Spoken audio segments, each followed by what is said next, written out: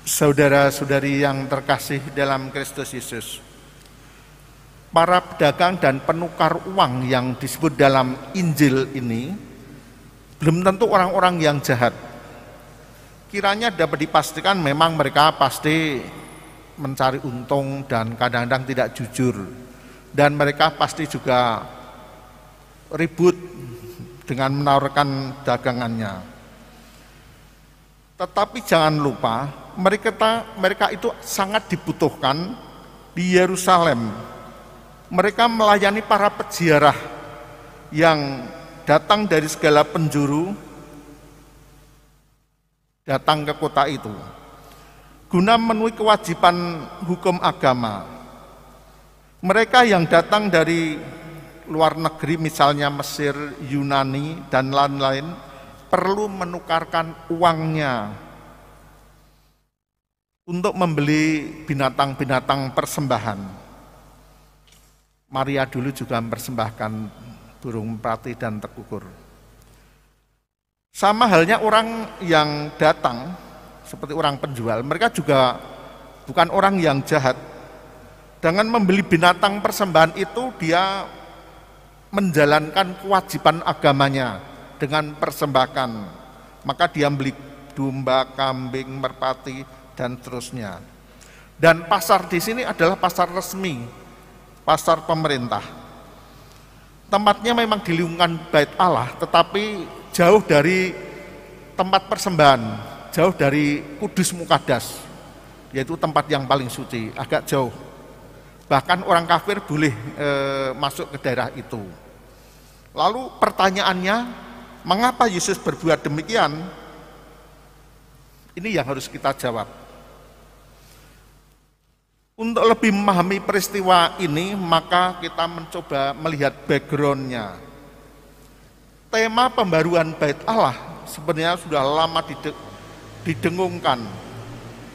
Sejak zaman Nabi Yesaya, Yeremia yakin bahwa akan tiba waktunya Bait Allah akan dikunjungi dari berbagai penjuru bumi. Keyakinan akan didirikannya sebuah Bait Allah yang sama sekali baru, lebih-lebih diperkembangkan dalam tulisan-tulisan Yahudi yang tidak masuk dalam kitab suci. Tapi di luar itu banyak sekali dibicarakan mengenai pembaruan Bait suci. Orang-orang yang Yahudi percaya bahwa Bait Allah yang baru itu harus turun dari langit, dan bahwa bangunan yang kini menjadi kebanggaan mereka akan musnah. Dalam suasana kepercayaan seperti inilah, tindakan Yesus tidak pernah dinilai sebagai tindakan pemberontakan. Maka imam yang mengurus Bait Allah itu, dia tidak mengundang Satpol PP atau Satpam, tidak sama sekali. Dan juga para pedagang juga tidak melawan. Karena background-nya dia masih menebak-nebak apakah dia yang akan melakukan pembaruan Bait Allah itu. Maka dia meminta tanda. Kalau iya, tanda apakah dapat engkau tunjukkan kepada kami bahwa engkau berhak bertindak demikian? Jadi minta tanda. Mereka langsung menilai tindakan Yesus sebagai tindakan seorang nabi. Tetapi mereka belum yakin, maka dia menuntut suatu tanda. Tantangan sejumlah orang Yahudi tampaknya diharapkan oleh Yesus, sebab ia langsung menanggapi dengan sebuah ucapan yang tegas. Rombaklah Bait Allah ini, dan dalam 3 hari aku akan mendirikannya kembali. Inilah jawaban Yesus atas pertanyaan orang Yahudi. Kalian menuntut tanda, tanda itu sudah tersedia, biarpun mungkin bukan seperti yang ia harapkan. Rombaklah Bait Allah dulu, lalu akan kalian lihat tandaku. Sebab dalam 3 hari akan kudirikan Bait Allah itu kembali. Apa yang sebenarnya diminta oleh orang-orang Yahudi? Tanda. Bukan mereka menyadari bahwa Yesus melakukan suatu tindakan yang belum pernah dilakukan oleh orang. Jadi orang biasa pasti tidak berani untuk melakukan itu. Sebab mereka tahu bahwa yang boleh bertindak seperti Yesus tadi pasti bukan manusia biasa. Seharusnya dia sudah mengarah ke sana. Tetapi apa yang mereka lihat, yaitu seorang yang hebat bukan. Seorang nabi tidak jelas. Pasti bukan juga orang Nazaret. Nah, ini yang kemudian, karena dia melihat Yesus itu sebagai orang Nazaret. Dalam kebingungan mereka mendesak supaya Yesus memperkenalkan diri. Ia membuktikan kedudukannya dengan suatu tanda.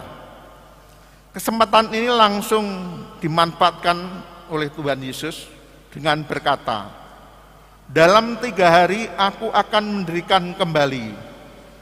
Yesus memperkenalkan diri dengan cukup jelas. Akulah dia yang dapat melakukan hal yang menurut pikiran manusia adalah mustahil. Akulah Mesias yang kedatangannya kamu nantikan, tandanya rombaklah bait Allah ini. Sungguhnya jawaban Yesus itu jelas, tetapi orang-orang Yahudi tidak menanggapinya. Tadinya mereka bertanya tentang hak yang melandasi tindakan Yesus. Sebagai jawabannya Yesus menunjuk pada dirinya, hak itu tidak ada di luar dirinya, tetapi ada dalam dirinya. Aku dan hak itu sama. Secara logis orang Yahudi seharusnya menanggapinya dengan percaya atau tidak percaya. Sebab dari sini seharusnya dia itu mengimani atau tidak mengimani itu saja. Tetapi justru mereka menanggapinya dengan sindiran, seakan-akan sebagai orang yang sinting.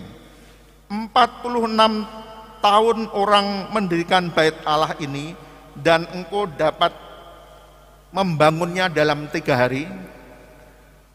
Menyindir berarti tidak percaya.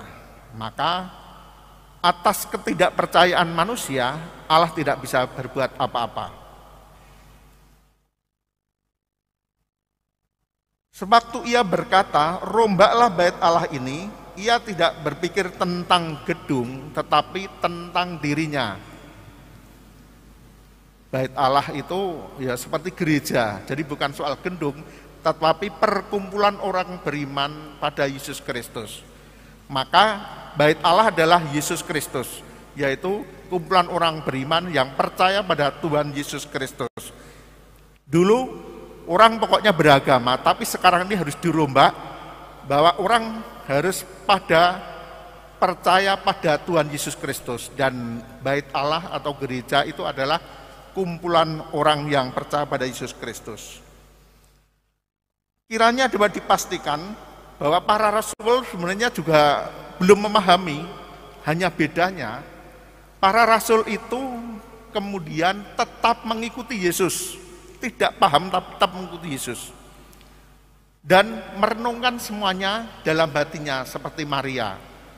Kalau dia tidak bisa mencerna dalam pikirannya, maka dia tetap merenungkan dalam hatinya. Dan para rasul itu yang ia lakukan. Mereka menyadari bahwa penyucian bait Allah adalah sebuah tindakan lambang dari pembaruan menyeluruh yang terjadi berkat kedatangan Yesus ke bumi, khususnya berkat wafat dan kebangkitannya. Maka seluruh tatanan kehidupan beragama dirombak ketika Yesus wafat dan bangkit. Maka semua menuju keselamatan mengarah pada Tuhan kita Yesus Kristus. Ada satu hal yang menarik juga. Sewaktu menunjukkan bait Allah, Yesus mengusir, menghamburkan dan membalikkan. Memang, tetapi sasarannya adalah bukan soal pedagangnya, bukan soal hewan-hewan itu, melainkan manusia pada umumnya yang kehilangan sebuah unsur yang paling hakiki baginya, yaitu kepekaan terhadap Allah. Jadi kepekaan kepada Allah, sehingga orang itu dengan Allah itu seperti tawar-menawar. Ya, sebagai salah satu contoh kecil saja, semoga kalau pas sambutan di kampung-kampung itu, semoga ia diterima sesuai dengan amal kebaikannya. Jadi seakan-akan amal kebaikan itu imbalan untuk bisa masuk dalam kebahagiaan abadi. Kita diselamatkan masuk dalam kebahagiaan abadi hanya melulu karena Allah. Segala jasa kita sebenarnya tidak ada. Kita ini hanya sekedar bagaimana melakukan kehidupan yang sesuai dengan dikehendaki Allah. Sehingga Tuhan tidak mempermasalahkan kamu utangnya wis nyaur apa urung, itu bukan. Kebaikanmu sudah mencukupi atau tidak. Seberapapun yang kita lakukan tidak pernah diperhitungkan karena Allah menjamin keselamatan kita. Maka bukan sesuai dengan amal, tapi sesuai dengan iman kita. Bukan amal kebaikan, tapi sesuai dengan yang kita imani. Semakin kita dekat dengan Allah, semakin beriman, maka kita dijamin oleh Allah. Sikap yang salah seperti inilah yang juga mau dibongkar. Yang paling pokok kita mengimani bahwa Yesus menjamin keselamatan kita dan tidak tergantung kita ini menjadi baik atau tidak. Bahkan penjahat di salib saja dia langsung diajak ke surga. Hanya Allah yang bisa menjamin itu. Maka kalau kita ini menyerahkan hati seluruhnya pada Allah, kita dijamin oleh Allah sendiri. Semoga Tuhan berkati kita semua. Amin.